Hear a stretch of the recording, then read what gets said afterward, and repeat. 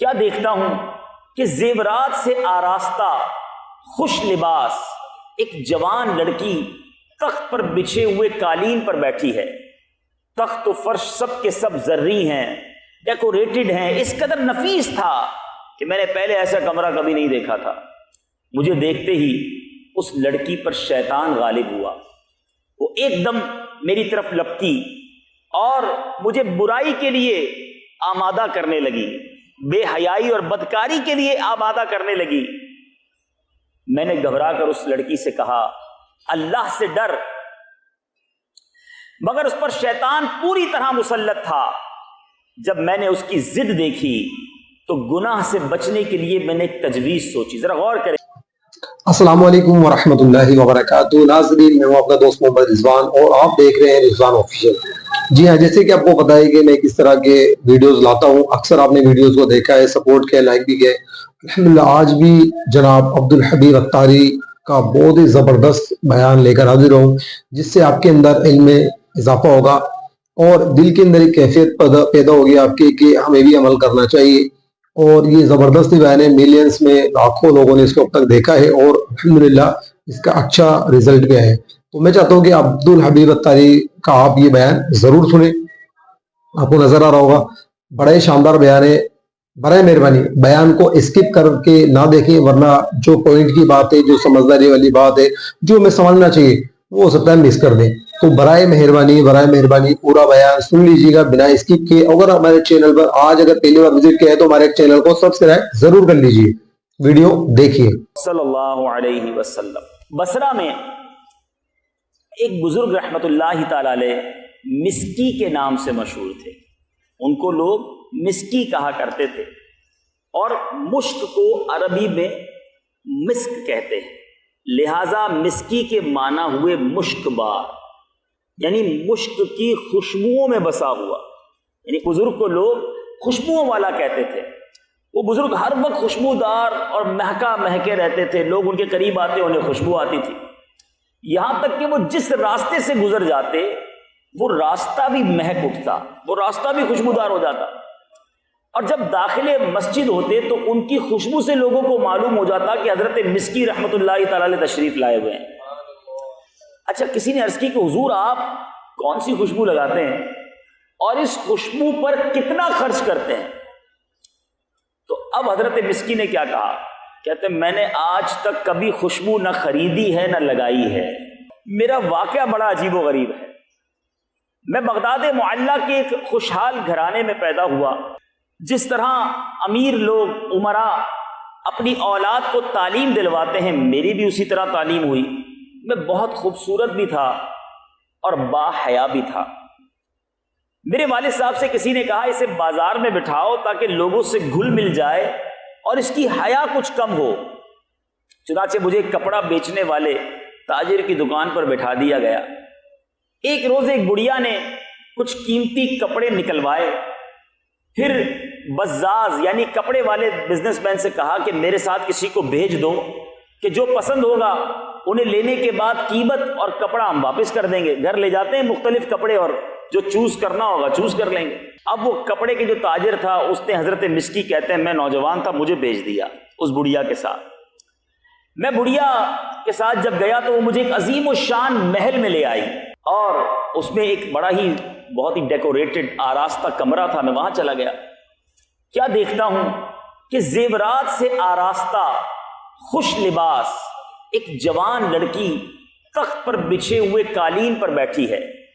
تخت و فرش سب کے سب زرعی ہیں، ڈیکوریٹڈ ہیں، اس قدر نفیس تھا کہ میں نے پہلے ایسا کمرہ کبھی نہیں دیکھا تھا۔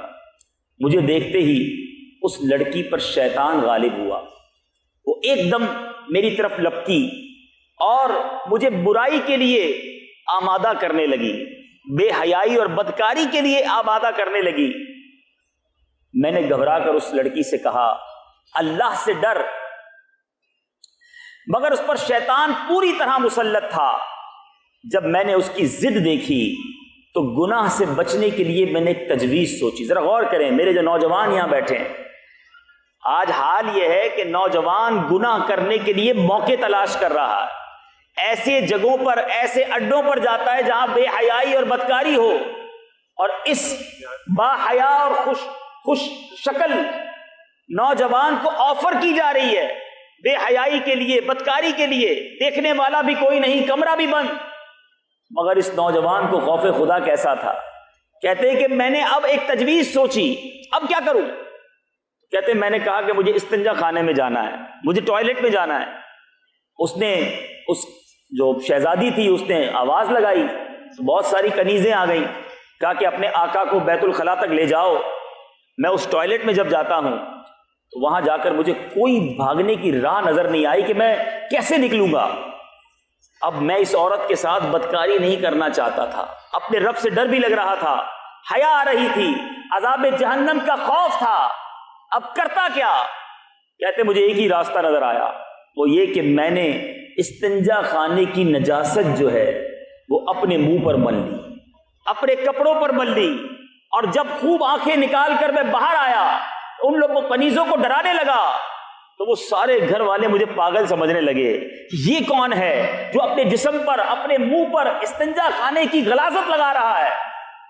اب جناب انہوں نے اسے باندھ کر مار مار کر محل کے باہر پھینک دیا. وہ نوجوان کہتا ہے کہ جب یقین ہو گیا کہ سب چلے گئے، میں نے اپنے کپڑے اور بدن کو دھویا، پاک کر لیا، اپنے گھر چلا گیا. یہ بات میں نے کسی کو نہ بتائی. لیکن رات جب میں خواب میں سویا تو کیا دیکھا کہ کسی کہنے والے نے کہہ رہا ہے، کوئی آواز آئی مجھے کہ تم کو حضرت سیدنا یوسف علیہ نبینا علیہ الصلوۃ والسلام سے کیا ہی خوب مناسبت ہے، اور کہتا ہے کیا تم مجھے جانتے ہو؟ میں نے کہا نہیں. تو انہوں نے کہا کہ میں جبرائیل ہوں. حضرت جبرائیل علیہ الصلوۃ والسلام تشریف لائے. اس کے بعد انہوں نے میرے منہ اور جسم پر اپنا ہاتھ پھیر دیا. اسی وقت سے میرے جسم سے مشک کی بہترین خوشبو آنے لگی. یہ حضرت سیدنا جبرائیل علیہ الصلوۃ والسلام کے مبارک ہاتھ کی خوشبو کا اثر ہے. میٹھے میٹھے اسلامی بھائیوں ذرا غور کیجئے. ایک وہ لوگ تھے کہ جنہیں گناہ کرنے کا موقع ملا، بدکاری اور بے حیائی کا موقع ملا، دروازہ بھی بند تھا، کوئی دیکھنے والا نہ تھا، مگر ان کے دل میں یہ خیال راسخ تھا کہ اللہ دیکھ رہا ہے، میرا رب مجھے دیکھ رہا ہے. اور آج ہم ہیں کہ آج ہمیں یہ معلوم ہے کہ رب دیکھ رہا ہے، مگر ہم گناہ سے باز نہیں آتے، ہم بے حیائی سے باز نہیں آتے. یاد رکھیں میٹھے اسلامی بھائیوں، حیا یہ ایمان کا شعبہ ہے، حیا یہ مسلمان کا زیور ہے. مگر آج جس قدر بے حیائی عام ہوتی جا رہی ہے، آج لوگ بے حیائی کو کچھ سمجھتے ہی نہیں ہیں. مرد و عورت کے گفتگو کرنا، دوستی کرنا، ایک دوسرے سے ملاقات کرنا، فلمیں، ڈرامے، گانے، باجے، اس طرح کے معاملات، شادی کے فنکشنز، آج یہ مخلوط تفریح گاہیں یہ ہماری حیا کا جنازہ نکال رہی ہے. سیدنا عثمان غنی رضی اللہ عنہ کتنے با حیا تھے. آپ نے جمعے کے خطبے میں ایک لقب سنا ہوگا، کامل الحیاء والایمان، یعنی وہ شخصیت جو حیا اور ایمان میں کامل تھے. کیسے کامل تھے کہ ایک بار سرکار دو عالم صلی اللہ تعالی علیہ وسلم اپنے گھر میں تشریف فرما تھے. ایک چادر آپ نے اوڑھی ہوئی تھی اور ریلیکسنگ موڈ جو ہوتا ہے انسان کا، پیر وغیرہ لمبے کر کے، پیارے آقا علیہ الصلوۃ والسلام اس ایک ریلیکسنگ حالت میں تشریف فرما تھے. حضرت ابوبکر صدیق رضی اللہ تعالیٰ عنہ آئے، پیارے آقا سے انہوں نے گفتگو بھی کی، نبی پاک نے انہوں نے جواب بھی ارشاد فرمایا. تھوڑی دیر ہوئی تو حضرت عمر فاروق تشریف لائے. پیارے آقا اسی حالت میں رہے اور سلام دعا بھی ہوئی، بات چیت بھی ہوئی. پھر حضرت عثمان غنی رضی اللہ تعالیٰ عنہ آئے، نبی پاک بیٹھ گئے، اپنی چادر کو تبدیل کیا.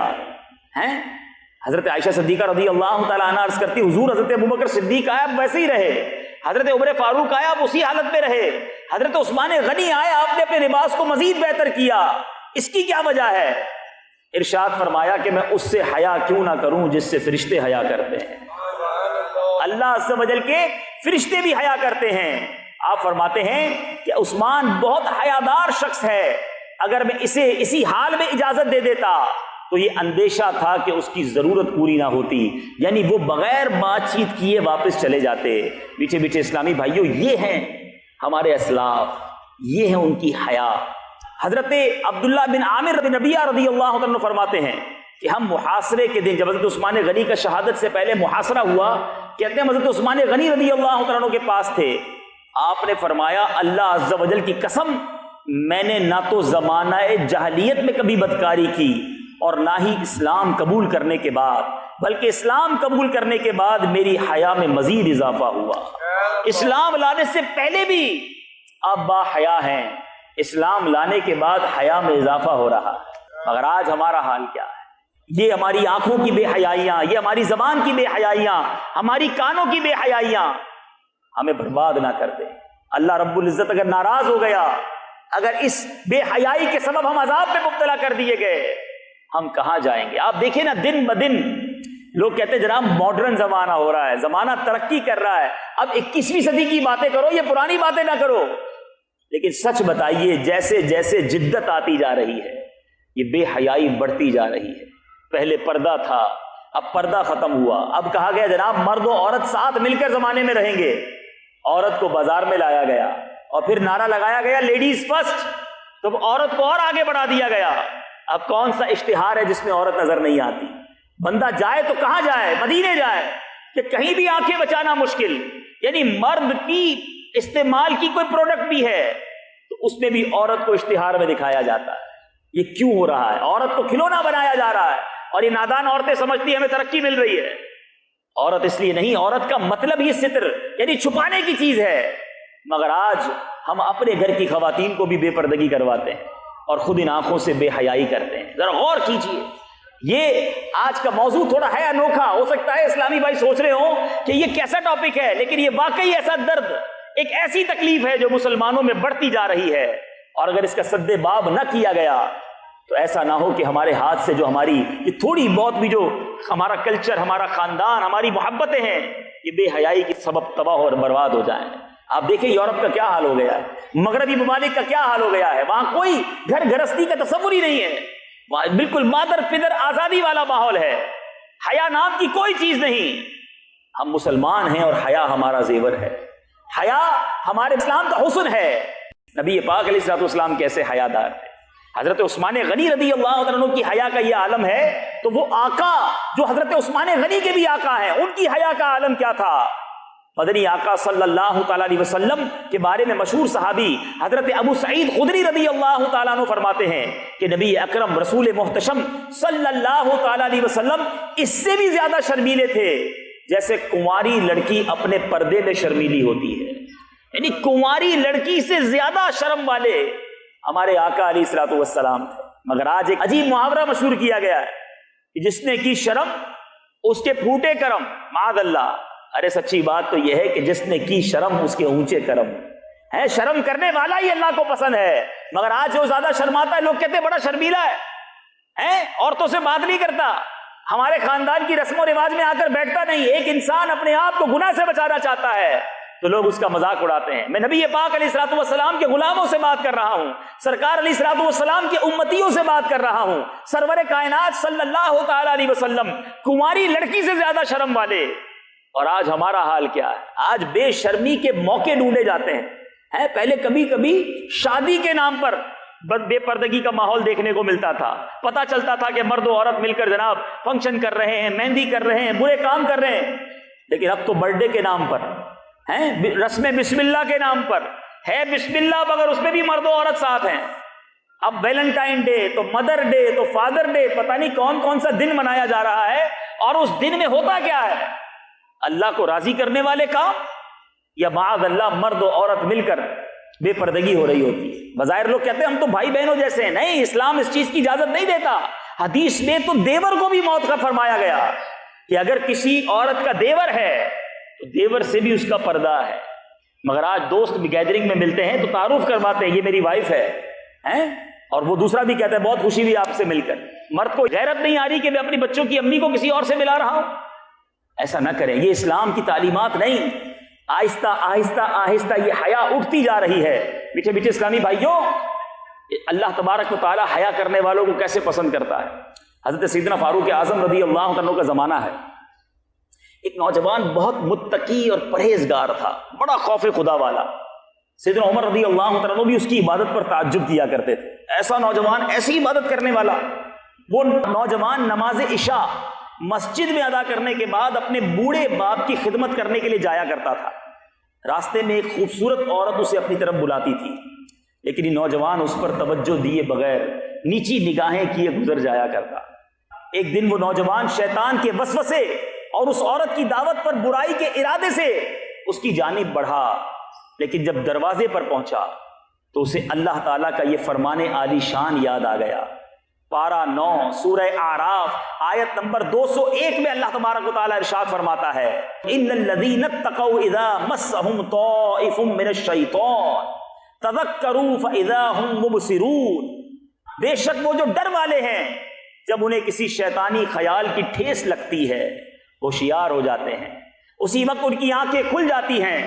اب یہ آیت مبارکہ جب اس کو یاد آئی، اللہ تعالیٰ کے خوف کا اس قدر غلبہ ہوا کہ بے ہوش ہو کر گر گیا۔ ابھی برائی کی نہیں ہے، آگے بڑا خیال آیا، خوف خدا سے بے ہوش ہو گیا۔ جب بہت دیر تک گھر نہیں آیا، بوڑھا باپ تلاش کرتے کرتے اس نوجوان تک پہنچا، اس نوجوان کو گھر سے اٹھا کر گھر تک لایا۔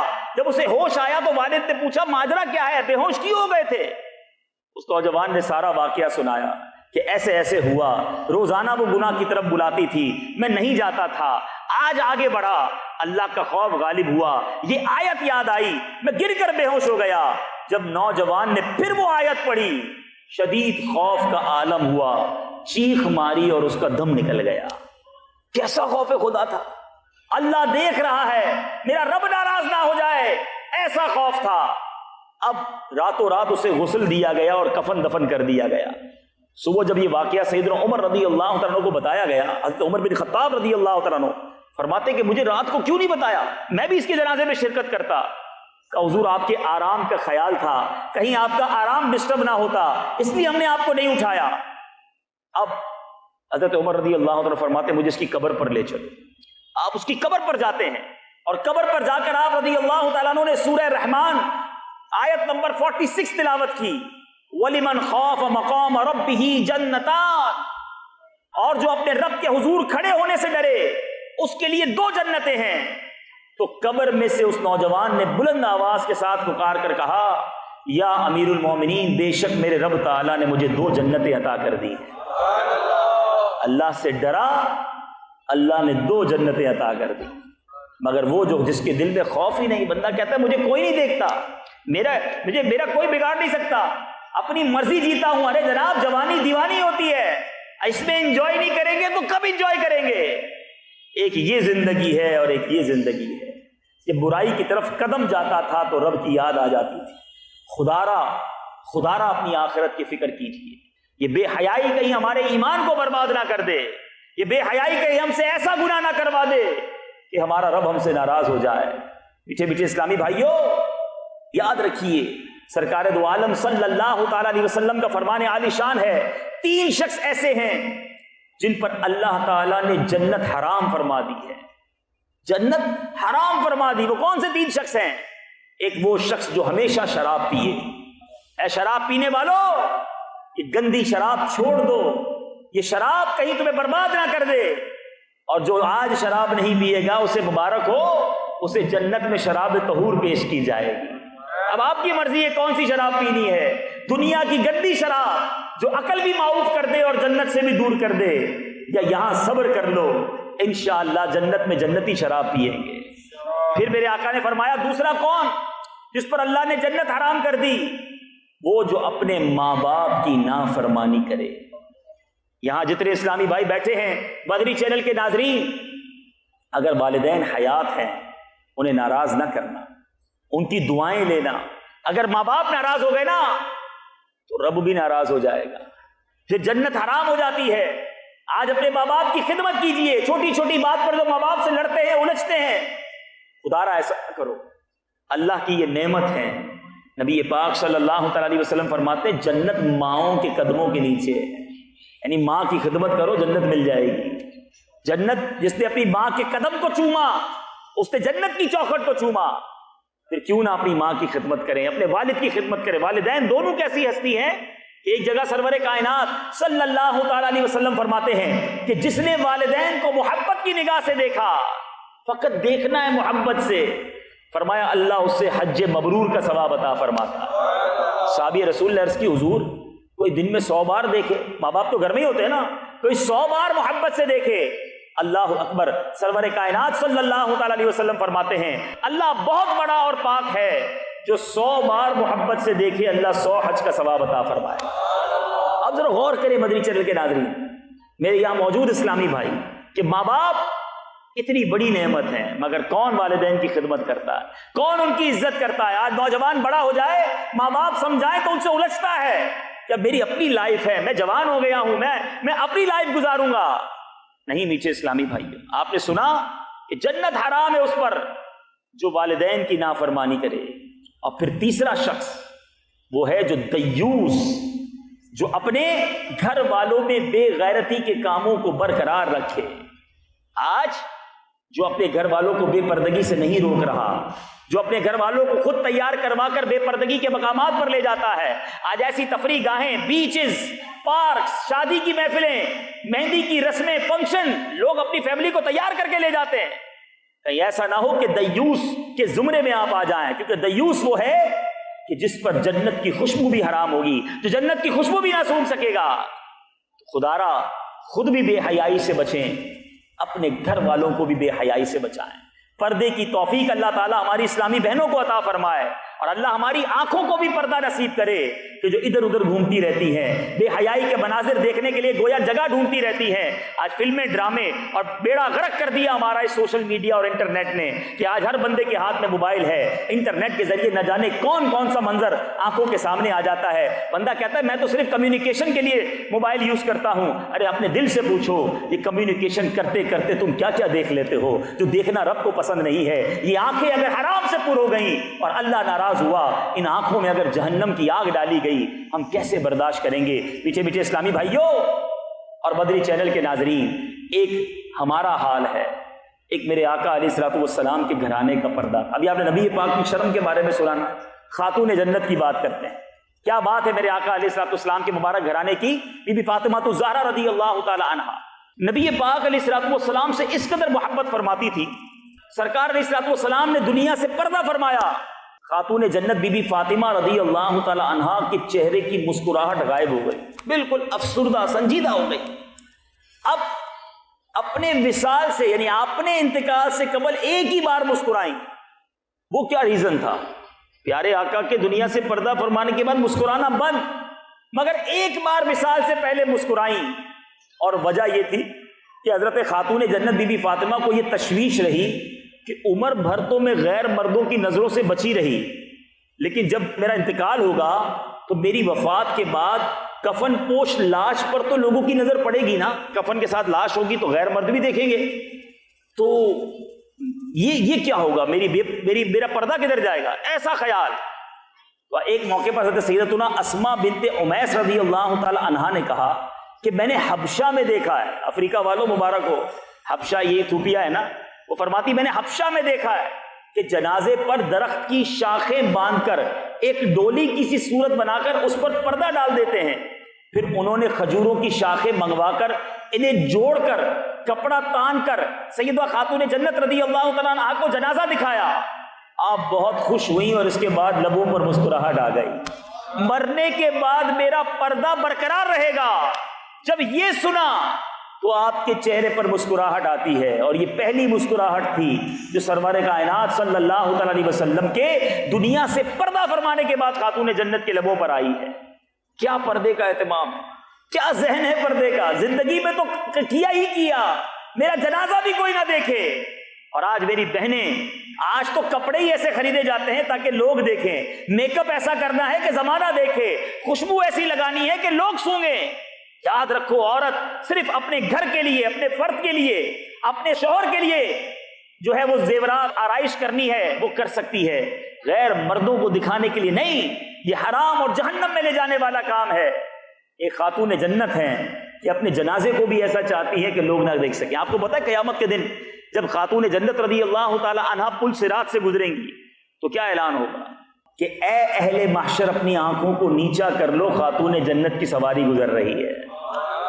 یعنی اللہ تبارک و تعالیٰ کی طرف سے بھی یہ پردے کا کیا خاص اہتمام ہوگا. اب ہم سوچیں کہ کہلاتے تو پنجتن کے غلام ہیں، کہلاتے تو نبی پاک علیہ الصلوۃ والسلام کے امتی ہیں، عاشق رسول کہلاتے ہیں، مگر ہمارے اندر حیا کتنی ہے. پیچھے پیچھے اسلامی بھائیوں، آج ایک اور بڑی برائی کہ آج مرد و عورت شیک ہینڈ کرنے لگے ہیں اور اس کو کوئی برا نہیں سمجھتا. ہاتھ ملانا تو نارمل ہو گیا اور ایک قدم اور آگے بڑھ گئے، اب تو گلے بھی ملتے ہیں. استغفر اللہ استغفر اللہ. سنیے شہنشاہ خوش مثال پیکر حسن و جمال صلی اللہ تعالی علیہ وسلم کا فرمان عبرت نشان ہے، جس نے کسی اجنبیہ عورت سے مصافحہ کیا یعنی ہاتھ ملایا، وہ بروز قیامت اس حال میں آئے گا کہ اس کا ہاتھ آگ کی زنجیر سے گردن میں بندھا ہوا ہوگا. کیسے برداشت کرے گی یہ عذاب؟ آج تھوڑی سی انجوائمنٹ کے لیے، تھوڑا سا معاشرے کے ساتھ چلنے کے لیے بعض اوقات بندہ فرینڈشپ ایسی اختیار کر لیتا ہے، دوست ایسے ہوتے ہیں، گیدرنگ ایسی ہوتی ہے کہ کہتا ہے کیا کروں جناب، گیدرنگ میں کرنا پڑتا ہے. دوستوں کے ساتھ ایسی پارٹی میں چلا گیا تھا کہ وہاں یہ سب کرنا پڑتا ہے. ارے یا تو دوست کو راضی کر لو یا رب کو راضی کر لو.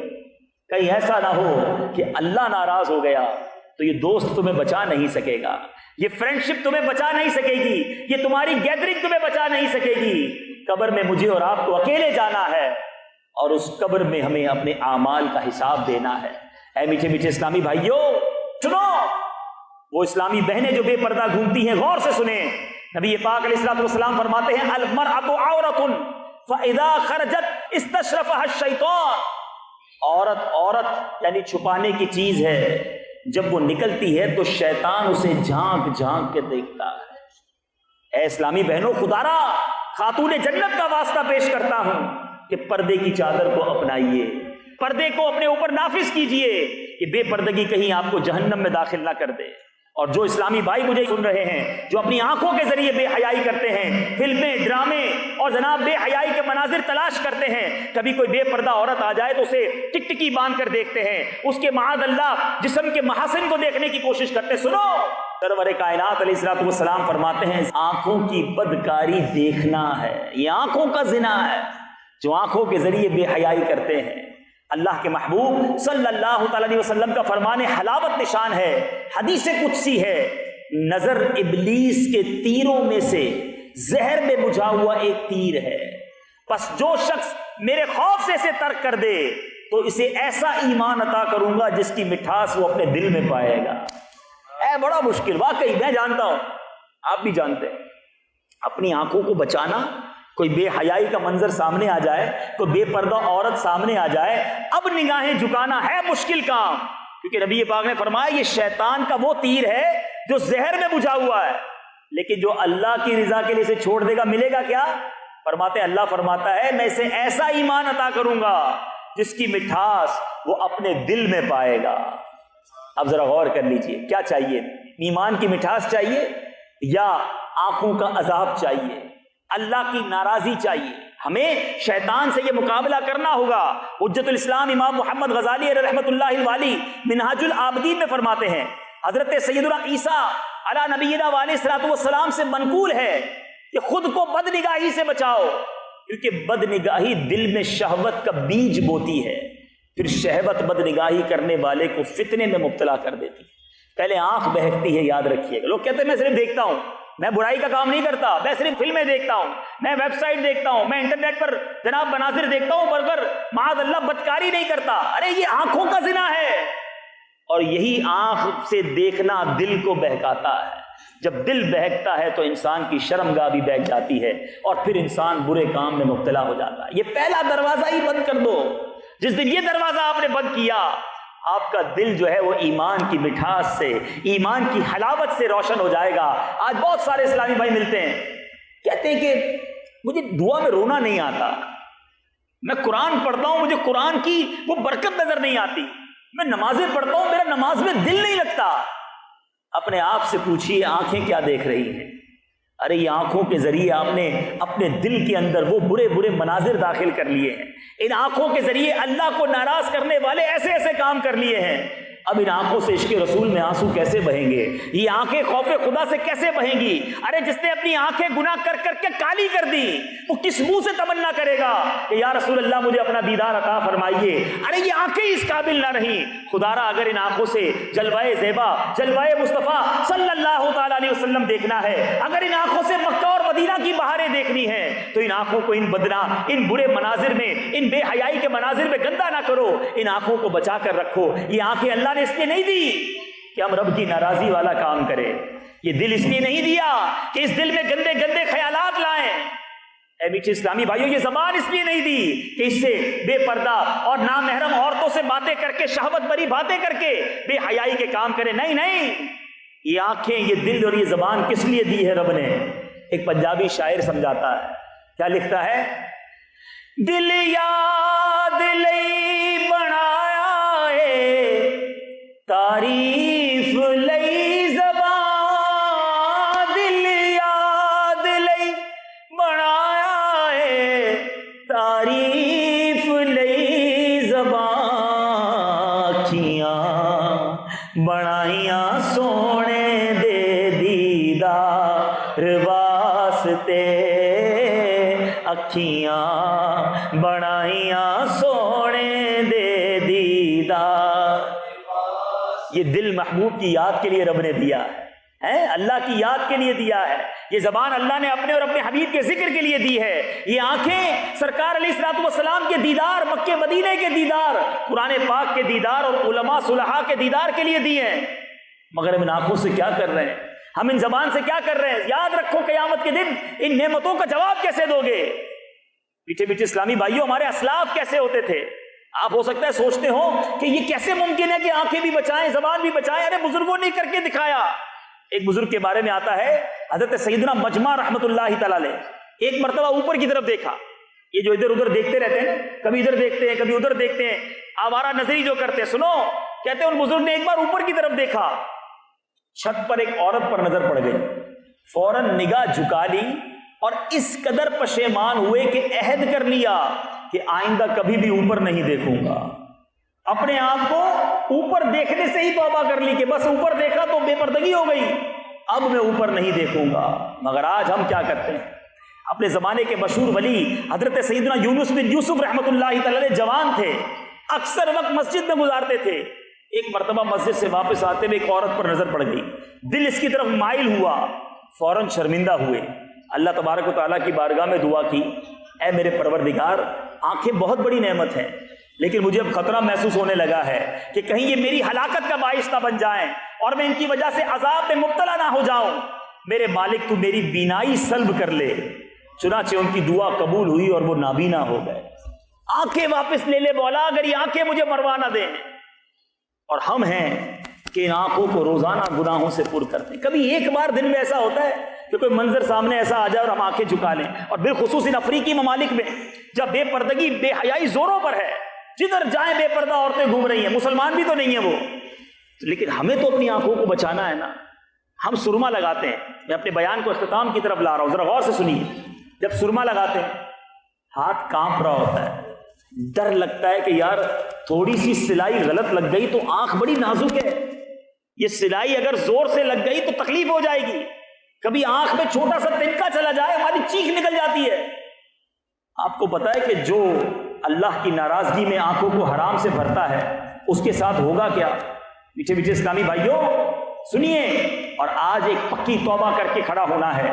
نبی پاک صلی اللہ تعالی علیہ وسلم فرماتے ہیں آنکھوں کا زنا بد نگاہی ہے، اور منقول ہے جو شخص اپنی آنکھ کو حرام سے پر کرتا ہے اللہ تعالیٰ بروز قیامت اس کی آنکھ میں جہنم کی آگ بھر دے گا. ایک تنکا برداشت نہیں ہوتا، جہنم کی آگ کیسے برداشت کرو گے؟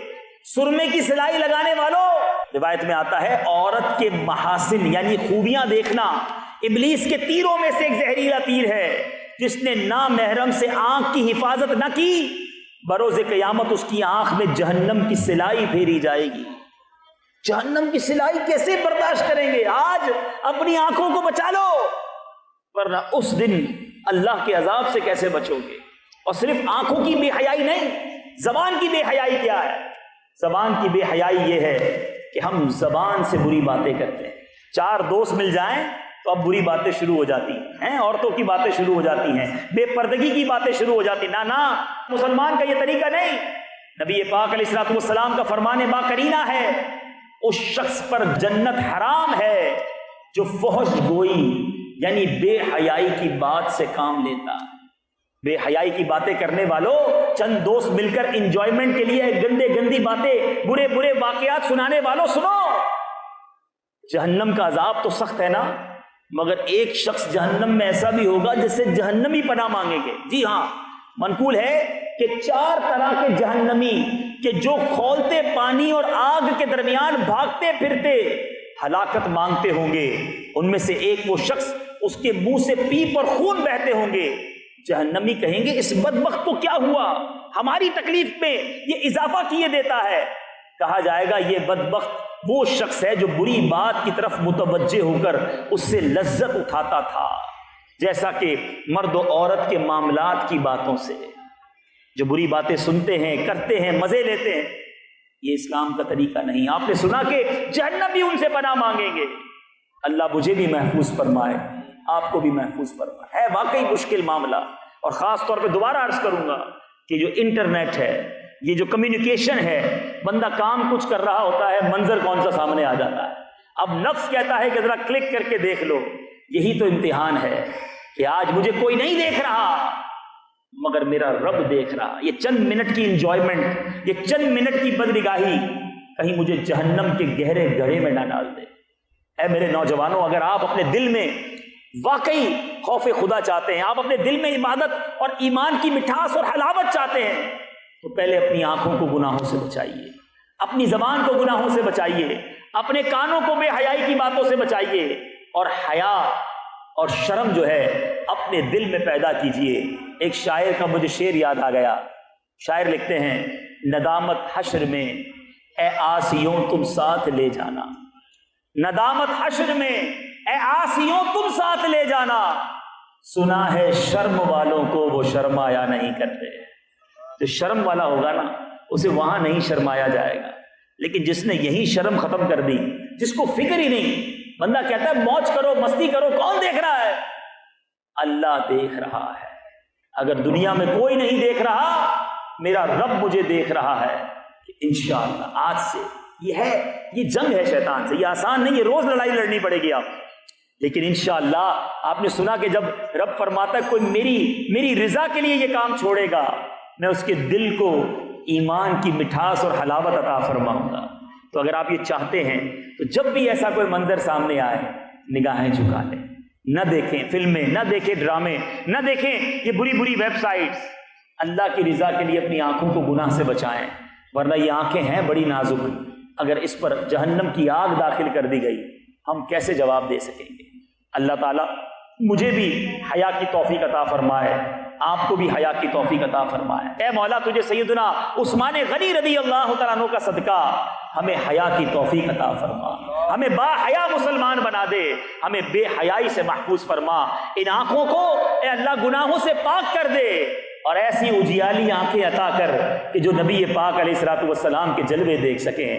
مولانا حسن رضا خان صاحب کیا خوبصورت کلام میں لکھتے ہیں، کچھ ایسا کر دے میرے کردگار آنکھوں میں، کچھ ایسا کر دے میرے کردگار آنکھوں میں، ہمیشہ نقش رہے روئے یار آنکھوں میں. انہیں نہ دیکھا تو کس کام کی ہیں یہ آنکھیں کہ دیکھنے کی ہے ساری بہار آنکھوں.